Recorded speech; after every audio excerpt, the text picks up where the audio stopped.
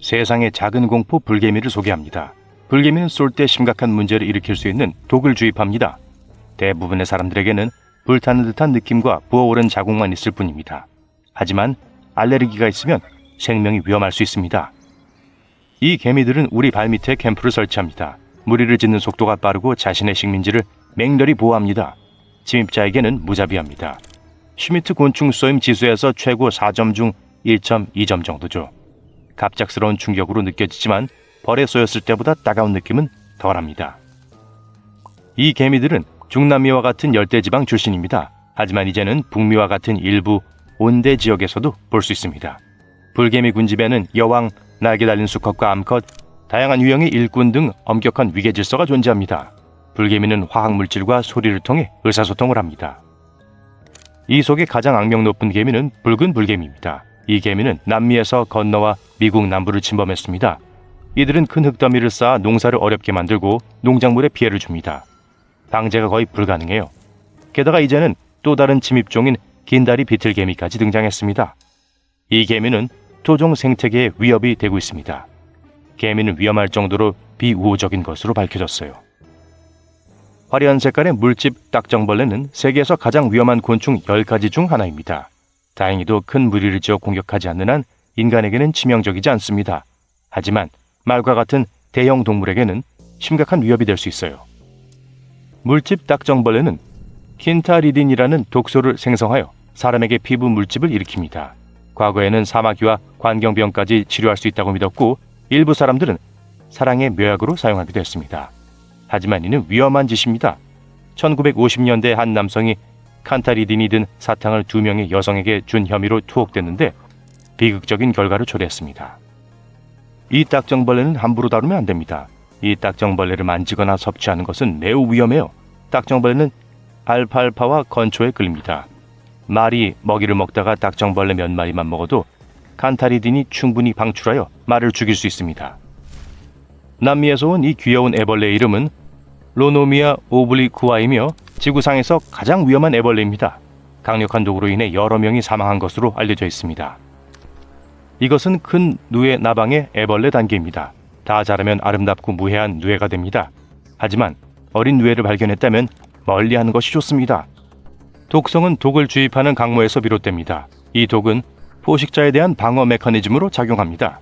이 독은 혈액 응고를 방해하고 자결감, 구토, 신장 문제 또는 치명적인 결과를 초래할 수 있는 끔찍한 증상을 유발할 수 있습니다. 한번 물린다고 해서 끔찍한 일은 일어나지 않을 것입니다. 극소량의 독만 전달하기 때문이죠. 하지만 이 애벌레들은 보여있는 경향이 있고 위장술에 능숙합니다. 따라서 여러 번 쏘일 위험이 높아집니다. 메뚜기 자체는 인간에게 위험하지 않습니다. 평범하고 시끄럽지만요. 하지만 메뚜기는 떼를 지어 다니는 행동으로 악명이 높습니다. 메뚜기 떼는 비가 오지 않는 건조한 기간에 갑자기 많은 비가 내리고 식물이 빠르게 자라기 시작할 때 자주 발생합니다. 일단 시작되면 몇 분 안에 파괴적인 힘을 발휘하기 때문에 멈추기가 거의 불가능합니다. 역사적으로 메뚜기 재앙은 농작물과 농지를 망치며 큰 피해를 입혔습니다. 흥미로운 점은 메뚜기라는 용어가 거주 지역에 따라 다른 의미를 가질 수 있다는 것입니다. 어떤 지역에서는 시끄러운 소리로 유명한 매미를 가리키기도 해요. 하지만 진정한 메뚜기는 트라이아스기 시대부터 변한 것이 없는 고대 생물입니다. 메뚜기는 지구상에서 가장 오래된 곤충 중 하나예요. 말벌과 심지어 벌도 벌침 알레르기가 있는 사람에게 매우 위험할 수 있습니다. 아시아 거대 말벌은 말벌 중 가장 큽니다. 크기가 최대 5cm에 이릅니다. 강력한 독을 가지고 있어 심한 불편함을 유발하고 심지어 독을 사람의 눈에 뿌릴 수도 있습니다. 필리핀에는 베스파 룩투오사라는 훨씬 더 독한 종도 있습니다. 엑스펙토 파트로눔과 혼동하지 마세요. 해리포터 팬 계신가요? 어쨌든 말벌이나 벌로 인한 사망사고는 드물지만 전례가 없는 것은 아닙니다. 영국에서는 매년 약 10명이 벌이나 말벌에 쏘여 사망하는 것으로 알려져 있습니다. 이 곤충들은 모두 영역심이 강하고 자신의 벌집을 맹렬히 방어하므로 항상 조심하세요. 자극을 받으면 주변 벌들에게 위험 신호를 보내고 집단 방어에 나섭니다. 벌을 처리해야 하는 경우 전문가에게 연락하는 것이 가장 좋습니다. 벼룩은 작고 보잘것없지만 인류의 역사와 건강에 엄청난 영향을 미쳤습니다. 벼룩은 단순히 성가신 해충이 아니라 다양한 질병을 옮기는 악명 높은 매개체이며 역사상 최악의 전염병을 일으킨 장본인이기도 합니다. 14세기 유럽에서는 흑사병으로 인해 2,500만 명이 넘는 사람들이 목숨을 잃었습니다. 그리고 벼룩이 전염병 확산에 큰 역할을 했습니다. 벼룩은 파충류, 포유류, 애완동물, 사람 등 온연동물 숙주를 찾아다니며 평생 먹이로 삼습니다. 벼룩은 날개가 없는 작은 크기에도 불구하고 놀라운 점프 능력으로 이를 보완합니다. 1.8m를 뛰어넘어 365m 이상 공중으로 뛰어오를 수 있어요. 벼룩에 물리는 것은 가려움증과 염증을 유발하는 사소한 성가심처럼 보일 수 있습니다. 하지만 많은 벼룩은 숙주에게 빈혈을 일으킬 수 있습니다. 물론 벼룩의 위험한 이유는 벼룩이 옮기는 바이러스, 박테리아, 기생충입니다. 키싱버그는 주로 아메리카 대륙에 서식하며 아프리카와 아시아에서는 개체수가 적습니다. 친근한 이름과는 달리 박테리아, 바이러스, 기생충을 옮깁니다. 이들이 옮기는 기생충 중 하나는 트리파노소마 크루지입니다. 전 세계 수백만 명에게 영향을 미치고 매년 수천 명의 목숨을 앗아가는 질병의 주범입니다. 흥미로운 점은 물린 후 10년에서 30년이 지나야 증상이 나타나는 경우가 많다는 점입니다. 일반적으로 신부전, 소화기 문제 또는 신경계 문제로 나타납니다. 이들은 피를 빨고 숨으로 먹이에 이끌립니다. 입으로 숨을 쉬는 사람이라면 먹잇감이 됩니다. 지저분하게 무는 습성이 있으며 종종 무질서하게 거의 통제할 수 없을 정도로 무는 경우가 많아 불안감을 더할 뿐입니다. 열대 아프리카에서 온 특이하고 무서운 곤충인 체체파리에 대해 들어본 적이 있을 거예요. 이 파리는 가장 치명적인 인간 질병 중 하나인 수면병을 옮기는 매개체입니다. 키싱버그와 마찬가지로 체체파리도 수면병을 일으키는 기생충인 트리파노소마를 옮깁니다. 체체파리는 감염된 숙주 또는 파리 자신의 몸 안에서 이 기생충을 얻습니다.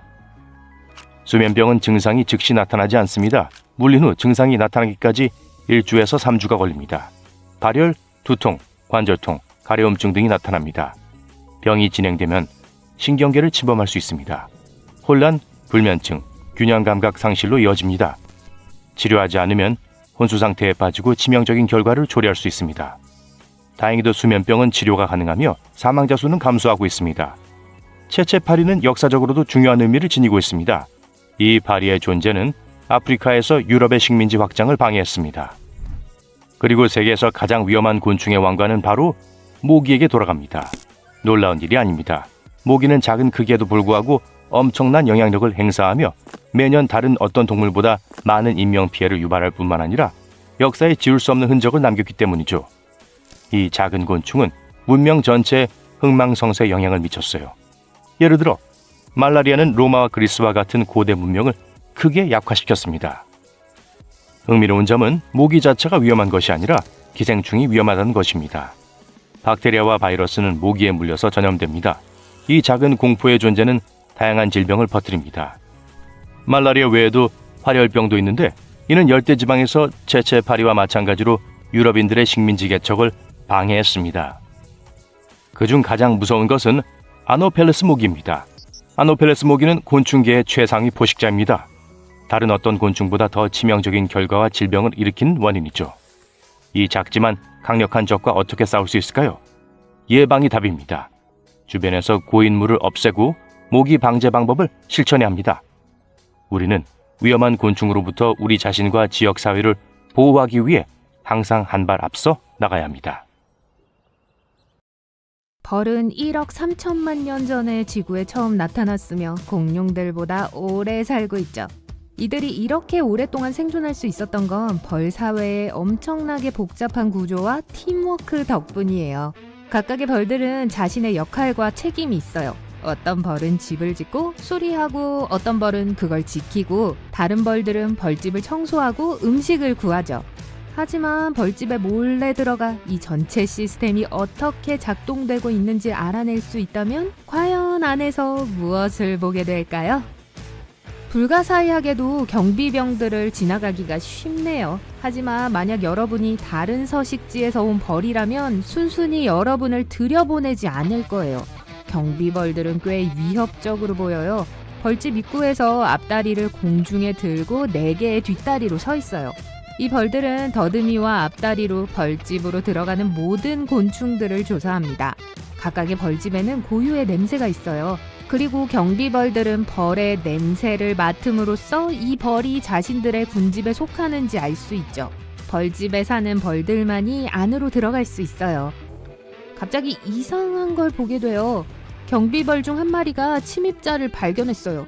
생경한 벌이 실수로 다른 벌집으로 들어가려고 한 것이 틀림없어요. 하지만 꿀을 많이 운반하고 있네요. 그리고 경비벌이 들여보내주었어요. 아무래도 이들은 심지어 낯선 벌이라고 해도 공짜 음식 받는 걸 마다하지 않나 봐요. 더 이상 여기에 있기엔 너무 궁금한 게 많아요. 벌집은 입구가 하나뿐이에요. 여러분은 그 주변 벽이 이상하게 생겼다는 걸 눈치채요. 자세히 보면 얇은 층에 어떠한 물질로 코팅되어 있다는 걸 알 수 있죠. 이건 프로폴리스예요. 벌에 의해 생산된 경화된 식물성 수지죠. 이것은 감염과 싸우는 걸 돕고 다양한 건강 문제들을 치료하는 데 도움이 돼요. 조금 더 가면 수많은 벌방을 볼 수 있어요. 벌들은 꽃가루와 꿀을 저장하기 위해 이곳을 사용하죠. 또한 이곳이 알, 유충, 번데기를 기르는 곳이기도 하고요. 벌방은 벌집의 벽에 고정되어 있어요. 이것은 위에서 아래로 뻗어 있으며 심지어 옆으로도 붙어 있어요. 하지만 벌방 가장자리를 따라 좁은 통로가 있는 걸 발견했어요. 벌들은 벌통 주변을 이동하기 위해 이곳을 이용해요. 여러분은 이 터널들 중 하나를 비집고 들어갈 수 있을 것 같아요. 그곳을 탐험한 후 여러분은 벌들이 벌집의 윗부분에 꿀을 저장한다는 것을 알게 되었어요. 아래에는 꽃가루를 포함하고 있는 방들이 있어요. 그러고 나서 미래의 일벌과 알을 키우는 데 사용될 방들이 있죠. 그리고 맨 아래에는 수벌 알들이 있어요. 물론 여러분의 궁극적인 목표는 여왕벌을 보는 거예요. 하지만 그녀를 찾는 게 쉽지 않네요. 먼저 여러분은 많은 다른 벌들을 마주치게 돼요. 대부분 일벌들이죠. 벌집 개체수에서 가장 큰 부분을 이루고 있죠. 그리고 이 벌들 모두가 숙녀들이에요. 각자 자기만의 임무를 갖고 있어요. 그중 가장 흔한 게 먹이 찾기예요. 여러분은 벌이 벌집을 떠나는 걸 발견하고는 벌을 따라가기로 결심하죠. 여러분은 벌들이 벌집에 어떻게 음식을 제공하는지가 보고 싶어요. 벌이 여러분을 앞지르고 윙윙거리네요. 몇 송이의 꽃을 방문한 후 갑자기 한 곳에서 맴돌면서 흔들기 시작합니다. 이게 벌들이 의사소통하는 방법이에요. 일단 수렵벌이 완벽한 양의 꿀을 발견하면 아주 정밀한 춤을 추기 시작해요. 이 춤은 일련의 직선과 숫자 8로 구성되어 있습니다. 춤추는 내내 벌은 날개도 흔들어요. 이 춤의 지속 시간은 꿀이 벌통에서 얼마나 멀리 떨어져 있는가를 의미해요. 그 거리는 매 75밀리초마다 100m씩 멀어져요. 또 이 춤을 얼마나 격렬하게 추느냐에 따라 꿀의 원천이 얼마나 풍부한지를 알 수 있어요. 더 많이 흔들수록 벌이 더 많은 꿀을 발견한 거예요. 또 춤의 각도도 있어요. 태양의 연관지어 과즙의 방향을 나타내죠. 여러분의 벌이 엄청난 양의 꿀을 발견했나 봐요. 거의 진동을 하고 있어요. 갑자기 다시 벌집으로 날아가기 시작하네요. 따라가 봅시다. 그곳에서 벌이 다른 일벌들 앞에서 흔드는 춤을 춰요. 벌들에게 지금 바로 먹이를 찾아 나서야 한다는 걸 알려주는 거예요. 여러분은 뒤에 남아서 무슨 일이 일어날지 지켜보기로 하죠. 곧 벌들이 돌아와요. 꿀로 숙성시켜야 할 많은 양의 과즙을 가지고 왔네요. 여러분의 벌이 이번에는 전율의 춤을 춰요. 온몸이 떨리도록 다리를 떨고 있어요. 이 작은 춤으로 인해 다른 일벌들이 꿀을 가공하기 시작하죠. 이제 여러분의 탐색을 다시 개시해야 할 때예요. 벌통 속으로 다시 뛰어들어 작은 통로를 비집고 들어가요. 일벌들이 알로 일생을 시작하는 방들을 지나가요. 벌이 알에서 성체의 일벌로 자라는 데는 21일이 걸려요. 이 새로운 노동자의 첫 번째 임무는 자신이 커왔던 방을 청소하는 거예요. 그러면 그 방은 새로운 알을 위한 유치원이 되죠. 그리고 벌은 그 알을 돌봐요. 나중에 이 벌이 유충에게 먹이를 주고 따뜻하게 해주죠. 생후 12일에서 20일인 다음 생의 단계에서 이 벌은 벌통 주변에서 집안일을 하기 시작해요. 밀랍을 만들어내고 꽃가루와 꿀을 저장하고 벌집을 만들고 입구를 지키는 등의 일을 하죠. 이 벌이 태어난 지 20일이 되면 벌은 먹이를 찾는 수렵벌이 돼요. 이 벌은 프로폴리스를 만들기 위해 꽃가루, 과즙, 나무 송진을 찾고 전달해요. 또 벌은 물도 가져와요. 벌들이 벌집을 시키고 물을 마시기 위해 필요해요. 어느 순간 여러분은 마치 병실 같아 보이는 것을 보게 돼요. 거기서 일벌들은 몸이 좋지 않은 벌들을 돌봐요. 의사들은 감염에 따라 다른 종류의 꿀을 가져다 줘요.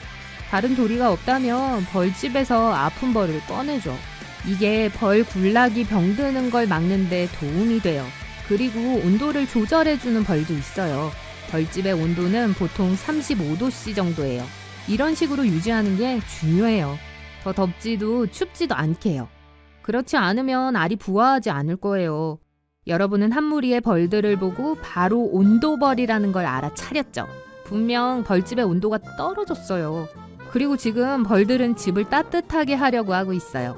벌들은 체온을 올릴 수 있는 특별한 방법으로 진동해요.